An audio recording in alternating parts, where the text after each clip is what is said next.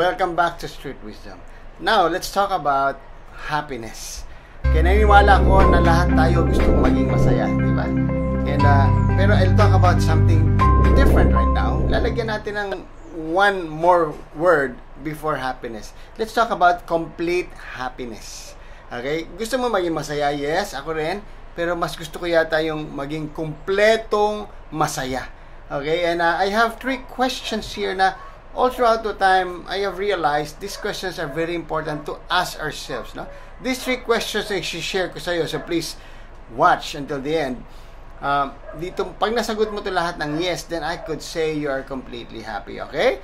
So question number 1, after you have done all those things, after you have accomplished what you want to do, after you bought something, alright, the first question is, are you happy? Okay? So siyempre, umuwi ka, probably dala-dala mo yung binili mong gadget, or probably your brand new car, the house, okay, or whatever achievement na na-attain mo. Are you happy? So bago ka matulog, tanongin mo yung sarili mo.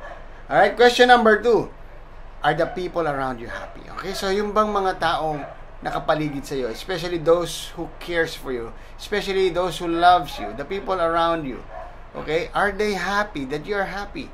Okay, masaya din ba sila? Alright, and other than your immediate circle, it could also be your neighbors, the people who knows you. Are they happy seeing you happy? Okay, happy ba sila dahil sa nararanasan mo ngayon? And thirdly, is God happy? Okay, masaya ba si God sa karanasan mong yan? Masaya ba si God dyan sa accomplishment mo? Okay, is it aligned to His purpose for you?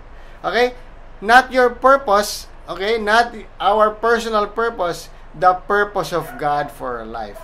Yung bang accomplishment natin, is it aligned dun sa original purpose na ibinigay niya sa atin when we became Christians, when we become disciples? Okay, is God happy sa ating na-accomplish? Okay, so these 3 questions, naniniwala ako, if you answer yes to that, then I could say you are completely happy. First question, are you happy? Second, are the people around you happy? And third, is God happy with what you did? Your accomplishment.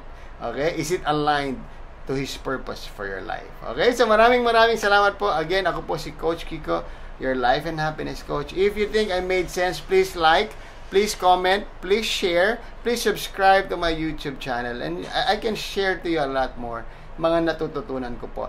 That will help you get to your destination faster without going around and doing all the mistakes that we already made. Okay? I-share ko rin po sa inyo yun. And that's for free. Okay?